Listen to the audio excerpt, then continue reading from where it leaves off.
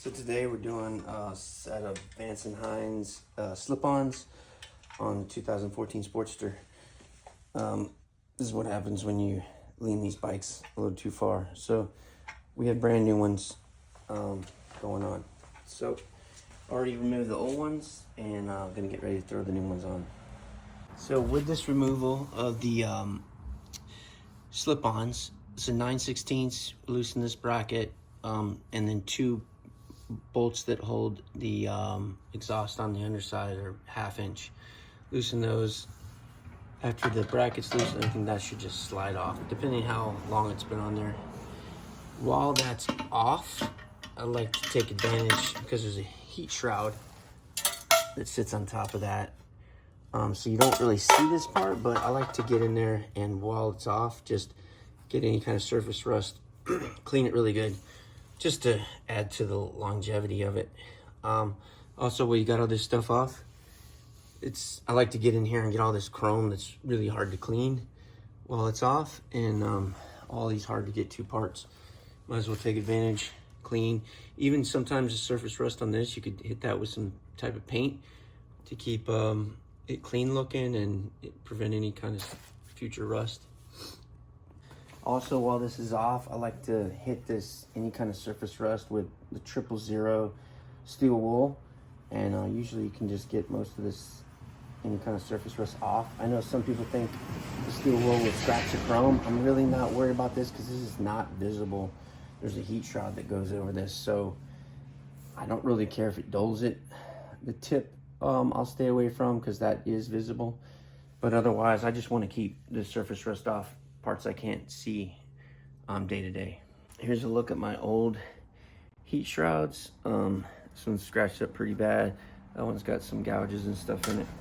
So we got some brand new ones from Vance and Hines, and get ready to throw those on. Like I said, while we have this shroud off, it's nice to take advantage to maybe chrome polish this up while it's off. And also, these pretty hard places to clean, like up in here. This is kind of hard to get to with the exhaust on, but while we got it off, might as well get it nice and shiny. Also in here, it's really hard to get to, but I like to hit it with a little bit of WD just to keep any of that rust under control. Crank it up and it gets hot for the first time, it is going to look crazy because you're going to get some burn off and it's going to smoke and smell weird, but probably just the first time it's ridden and gets hot, and then it'll just burn off. But I just like to keep that rust that's hard to get to under control. So we're going to use our old hose clamps that run right in here. These keep the heat shroud against the pipe itself. Also, just as you're feeding this through, just be careful. I want to scratch this brand new chrome. Okay, so now we're ready to use our hose clamps to get our heat shroud on. This is going to line up the same angle here. Okay, slid the heat shroud over the exhaust pipe slip on using my existing hose clamps. And then I'm just going to snug those down. I'm not going to put them really tight just in case I have to tweak something when I get it back on the bike. Okay, so I just carefully slide this pipe back into place. Just careful not to scratch the chrome on anything. Also, keep in mind you want to be able to access those heat shroud hose clamps, so don't bury them to where you can't get to them, just in case you have to loosen or tighten them, which I left these loose because I'm gonna tweak everything when I'm done and make sure it's in the right spot before I crank everything tight. Once that pipe's on in the proper position, this 1/2 inch bolt will line up perfectly with the bottom bracket, and then we can snug that up too. There's one here and another one right here. The exhaust nice and tight underneath, so that's looking all right. Last section of pipe, and we're done.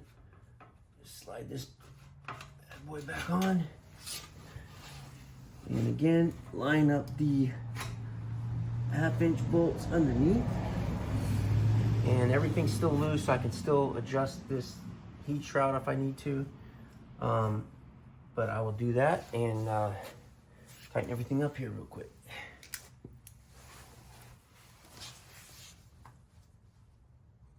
Good, now we're all mounted, everything's lined up.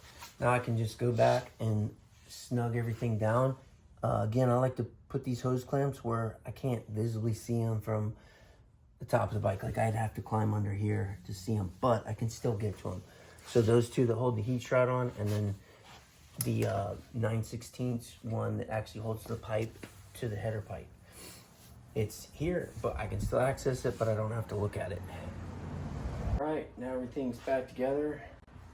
Let's see how these things sound after, make sure we don't have any rattle or anything. I know I'm gonna get some smoke, some burn off of the WD that I used on the seat clamps and everything, or the hose clamps and stuff, but it's all good.